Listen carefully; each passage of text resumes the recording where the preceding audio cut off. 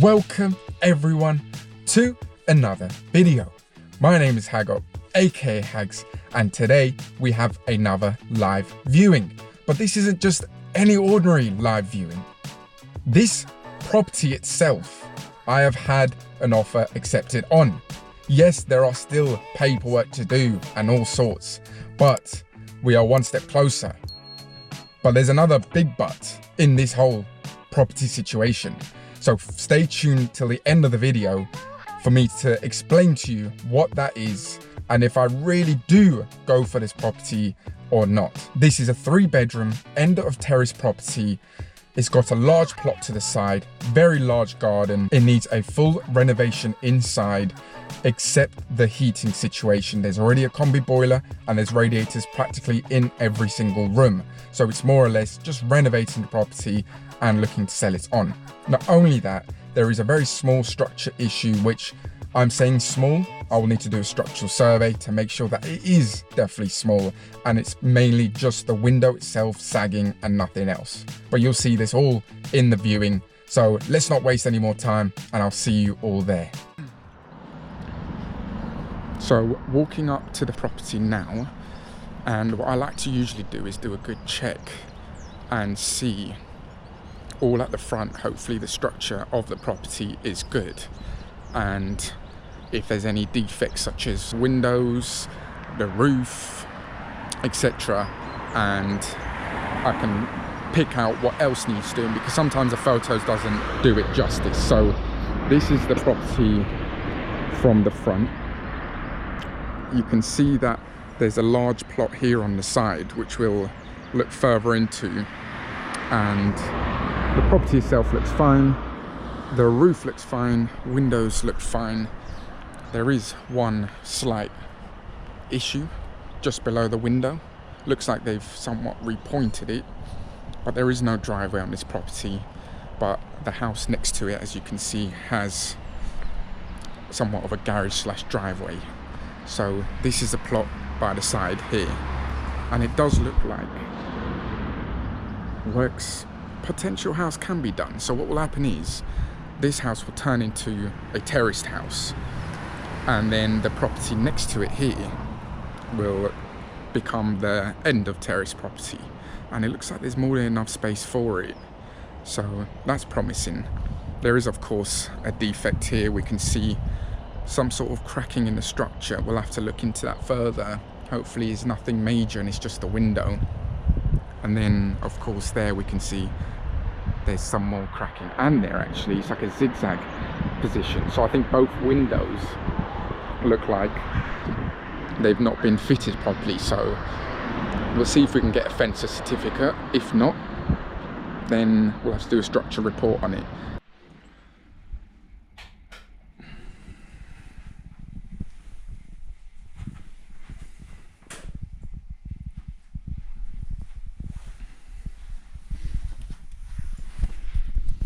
So how many viewings have you had on this so far? So it literally went on the Just, yeah, I'm the first, okay. Yeah. Fine. Yes. It's the same layout, that other one, isn't it, to this one? It's a tiny little bit different. So with that one, the front door's on the front instead of on the side. Okay. You walk through kind of into the reception room and kind of through into the kitchen. But obviously the bathroom's upstairs on the other one, so they moved upstairs. Okay. And then they kind of had more of like a longer kitchen. So kind of knocked out the frame made into one. Yeah. Yeah, it'd be nice if this kitchen was all opened up. Then again, I was thinking maybe partition this off, put a door here. Well, this can be left open, the bathroom in this section. You could do. And then knock this out to open this up nicely. That would work. I did like that side plot there. I'm thinking if I can build something on there. You could do. There is potential to extend on it. I was thinking a whole house. We'll have to look into that. That's just a bonus sort of thing I saw. I mean, this is perfect, this. Boiler, radiators everywhere. It's heating costs an arm and a leg. Honestly, I've bought so many where it's just a tank. Yeah. And then you have to basically get rid of everything. Exactly. Yeah. So everything has to go, and that alone is about 6-7 grand just to get that all fitted. No. It's a gas meter, okay. Yeah, okay, electric all has to go. That's fine. So it is a decent garden, to be fair. Well, this is the thing as well. I saw the fact that it's a rectangular shape. Yeah. So that means you can almost cut this in half and give half to that house and then half to this house, sort of thing. Is there any chance if I offered that you could go to the seller and just say this is an offer, would you be happy with this without getting other people in by any chance? So, I mean, even with like standard properties, say if we did like a block, obviously if we got any offers off those and we still have viewings later on in the week, we could literally say we've got this on, we can take it or on in the viewings. Okay. Obviously if it's a strong offer, obviously they are looking to sell quite quickly anyways. Yeah. So if we do get a strong offer, it's more than likely they'd just take it and cancel the viewings down. Yeah, I think I sold a house with yourselves about 2 years ago. I'm not sure if you were you working there for 2 years ago? No. So everyone changes so much that it's almost like I say this and then it's like no one actually knows because it changes so many times. So okay, fine. I've dealt with all of them really, buying and selling. So I've sort of figured out what all the agents are like. So I think everyone seems all right. Yeah, I've read a lot of salespeople in the day. Everyone's pretty sound. Yeah, it's just competition, isn't it? Yeah. Okay, fine. Let's look upstairs and I'll shoot.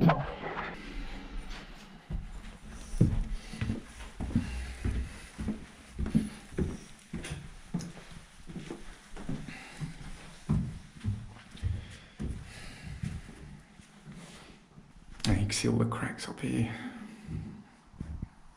Okay. A lot of it's just because it hasn't been ventilated. Yeah, I could imagine. It's been empty a while, so the heat hasn't been on, windows haven't been open.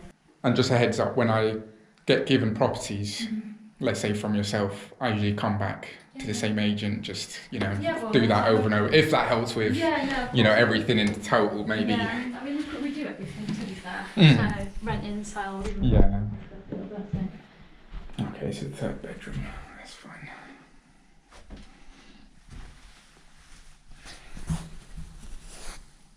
Yeah, I've got my solicitors in place and everything, so I mean I've worked with them for about 4 years, so we know what we're both like, and you know what solicitors can be like as well. They can be an absolute pain. Depend on who you use. Yeah, so I think can be quite slow. Exactly, I've been quite lucky with getting the right solicitor, so. Yeah. I think it's good. Also, I suppose if you use them quite often, you do all that rapport with them, so.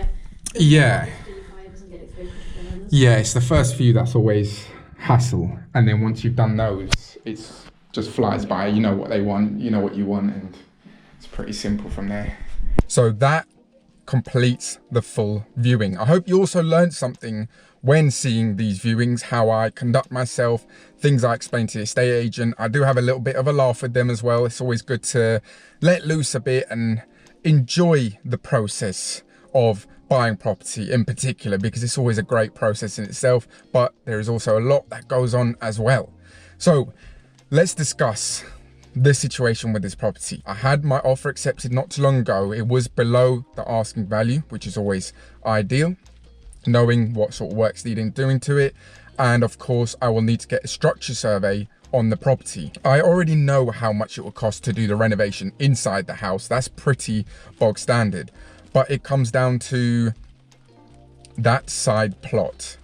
And why am I somewhat concerned about that? And that is because the freehold owner of the house also, yes, does own the side plot, but they have leased it out to an electrical company. And previously there was an electrical box on that plot of land. So I did contact the electrical company and I discussed and I asked them exactly what was on there previously, just tried to get as much information as possible. They have the land for a very, very long time. So really, it's not owned by the owner of the house, if that makes sense. I know it's a leasehold, you kind of own it, but you don't own it. But this plot of land would have just been ideal as a selling point. I wouldn't have built something on there. It would have been more based off having that plot of land where someone can possibly do a side double-story extension. I did look into the idea of possibly building another house there, just as a rough idea. But the whole reason of me buying this house was to renovate the inside and sell it on. But I think when it comes to a mortgage side of factor, there will be problems and they will downvalue the house a lot. So if I'm spending all that money on the house, renovating it, trying to drive the value up, I think a mortgage company will see that that land is being leased by an electrical company, and of course with the environment and all that sort of thing, and being that close to a possible electrical box, it might be too close. This might be me just overthinking it all, but I'm still debating on whether I do fully go for this. I want to find out 1 or 2 more pieces of information. You will definitely see in the future if I do get hold of the property, because I will do a full series. If not, you won't see the property, you get the gist. But follow me on Instagram, I'll show you more updates of all this stuff and everything before it hits the YouTube. But let me know down below if you think this is a potential problem in the future and a mortgage advisor will come and downvalue it due to seeing that it is leased to an electrical company. Again, I might be overthinking it, but other than that, I've been Hagop, aka Hags. Don't forget the name, and I'll catch you in the next video.